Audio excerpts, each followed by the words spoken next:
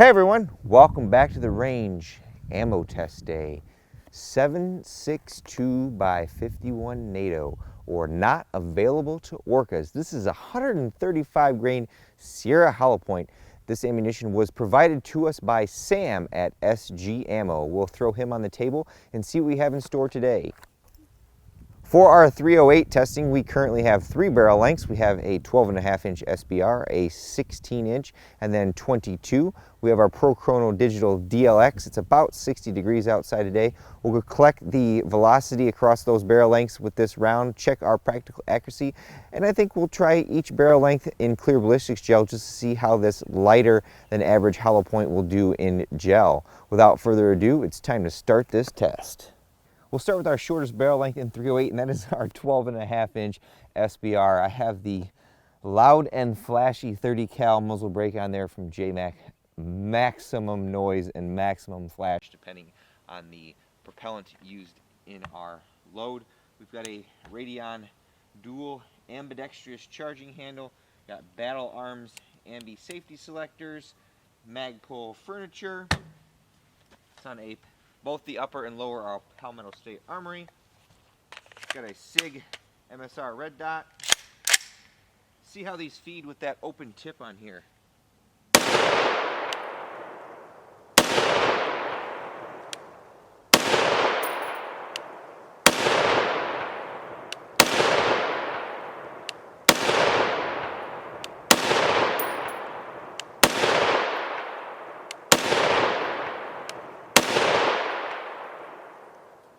Got locked back and feeding. Anybody notice? Why did that stop?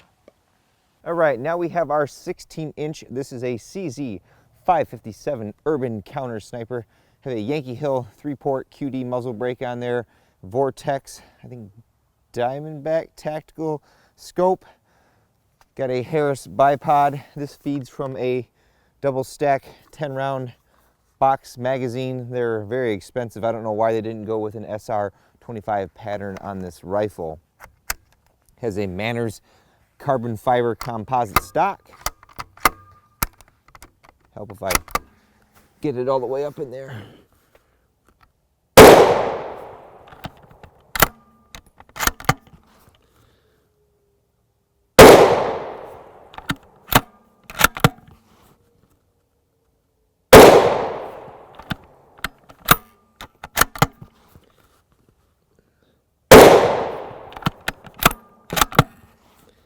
Bolt's a little sticky with this brass.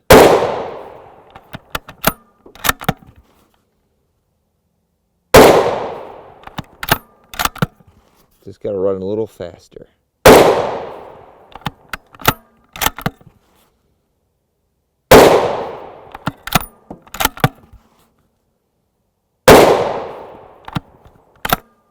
One more.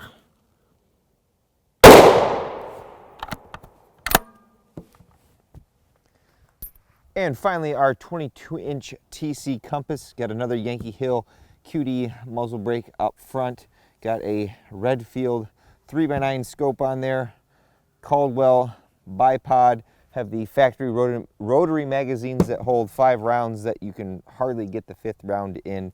I should change the Oryx chassis that I have over to this gun and then I can use detachable box magazines, but for a budget bolt gun, it's not too bad.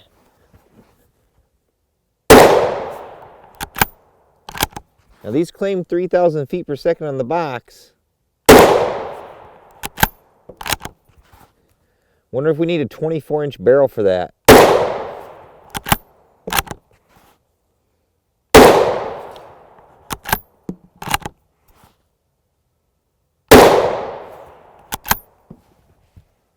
Intermission while I load this magazine. I have another one of these, but I don't know what I did with it. Get in there.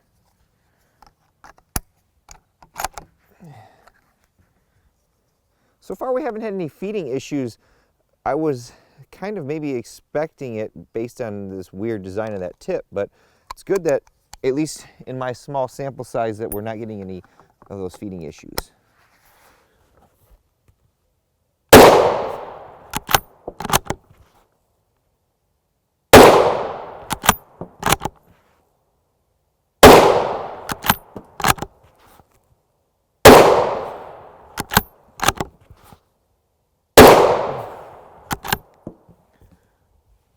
So about 100 feet per second shy of the 3,000 feet per second rating, but I'm going to guess, like I said, that's probably from a 24-inch barrel.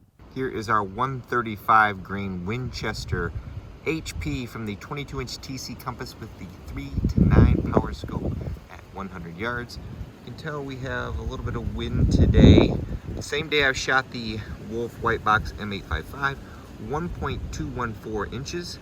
Not going to complain about that from a lighter load. We'll swap out for the 16-inch with the faster twist and see if that has any positive or negative effect on our accuracy. Still using the TC compass at 100 yards in the Caldwell Hydro Sled, but we threw the JK Armament rifle kit on here, and wow, look at that, 0.737 inches. This guy right here, had he been a little closer, that's 4 of them right there. Like I said, there is a little bit of wind. It is blowing out of the south to the north, and I am shooting through it, so that's a crosswind. I'm not going to complain about that at all. Had about a 3-inch shift of our point of impact shift with our can on the TC compass. Not too bad. Here is our CZ557 UCS at 100 yards again. 0.973 inches. Very impressive. Like I said, there's still a little bit of wind outside today. We are in our lead sled, so your mileage may vary. But wow, those 3 were touching there, and that one walked a little bit. Now this group over here would have been very, very impressive, but for some reason, this guy right here went way up there, so that's probably about an inch or so. That was with the JK Armament rifle kit on the end of our CZ. Not sure if that was a really heavy wind shot or what the deal was, but very impressive accuracy from that 135 grain load. And now for the fun part of our testing, the ballistics gel. I have some clear ballistics gel, 6x6x16, down yonder at about 12 feet. We'll take a shot out of each barrel length and we'll see what this particular bullet is going to do. I wonder, based on the weight and very large opening in the tip, if we're going to see very shallow penetration but very violent fragmentation.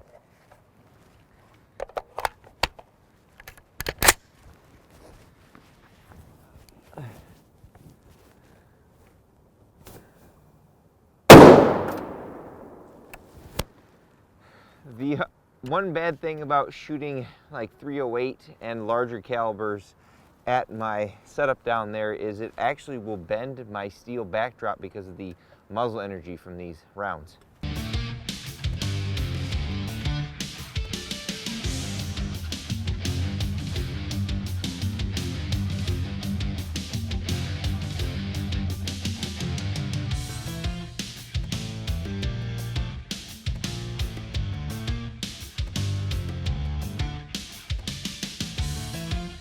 Hopefully our gimbal will cooperate today, but here's our 12.5 inch, very short neck, right around 1 inch, very violent fragmentation from about the 2 to the 6 inch mark, settles down, and right around 10 inches is our bullet. What's left of it anyways. Looks like it's flattened out quite a bit.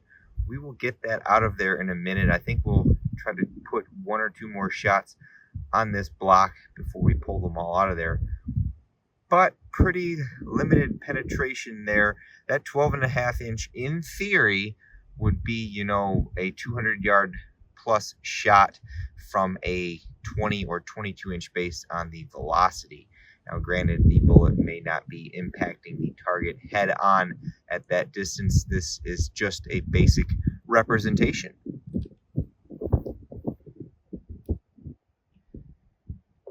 Here is also a top-down shot of that same wound track. As you saw in the video, this block did flip over.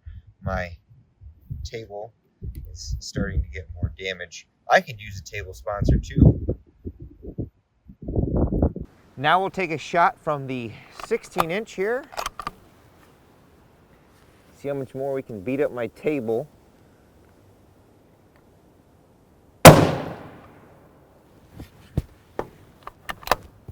Let's go see what we did.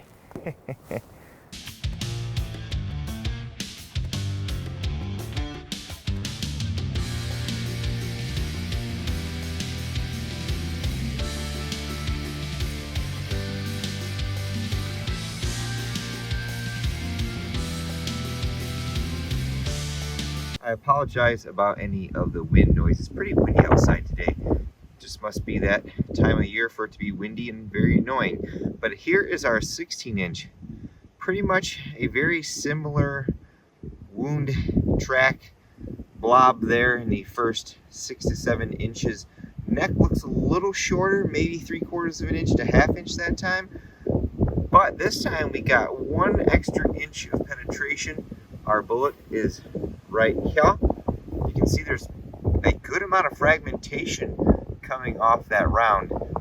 Now again, in theory, the 16-inch would give us an approximately 100-yard engagement if you fired from a 20-inch or longer barrel. Give you a top-down shot, see if the gimbal will cooperate with me. Pretty wide right there, and then it settles down. Lose a little bit of the fragment there, and there it is. We'll pull all of these out at the end and line them up side by side. We'll swap out for a fresh block for the 22-inch. All right, and finally our 21-inch. I lied. I actually recorded the gel on a different day. Sometimes it takes me a few outings to get all of this testing in, but I had brought the 21-inch FAL today for some other testing. So this will do pretty good compared to the 22-inch. I doubt we gain much velocity between those two barrel lengths to make that huge of a difference. There we go. The only question is with our iron sight where we're at point blank range. I hit the block and the block went sailing. Let's go see what we did.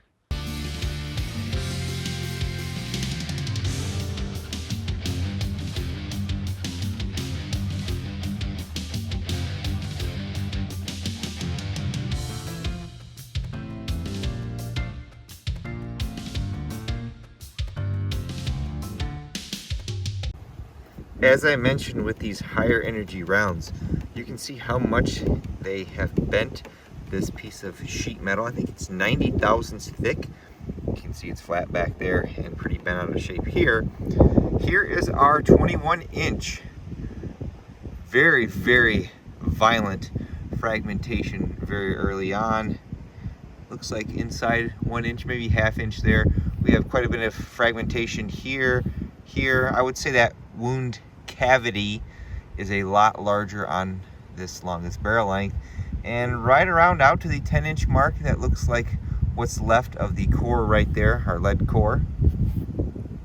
Interesting. Pretty good performance there. Let's get a top-down shot. I'll try to get some of this stuff out of here. May not be able to get all the junk out of the 21-inch to look at, but at least the shorter barrel lengths. Here are our marching orders, our 12.5-inch, 16, and what's left of the 21-inch core there. You can tell this is not a bonded bullet by the fragmentation that came off of it, but very impressive. We'll definitely shoot some macros of these, get the retained weight and major and minimum diameters off of them, but cool. Well, everyone, that about concludes our testing on our 135 grain Sierra hollow point from Winchester. We had really good accuracy on this load out of both the 16 and 22-inch barrel out to 100 yards. As far as our velocity goes, we almost hit the 3,000 feet per second on that box. I imagine that is for a 24-inch barrel. Our 22-inch just quite couldn't get there. As far as our gel goes, for a rifle cartridge, 10 to 12 inches of penetrations, probably on the very shallow side, especially if you introduce any barriers. This may be a good hunting load depending on your application. As we come to a close on this video, because it's windy outside and cold today, I always take a moment to thank all those who help make these videos possible, especially since this is 2021. Number one is my Patreon supporters. Number two is Sam at S.G. Ammo, who in full transparency, with no strings attached, sent us this ammunition for us to test because quite a few people had been asking about it. And of course, number three is you all for watching. Until next time, I'll catch you at the range.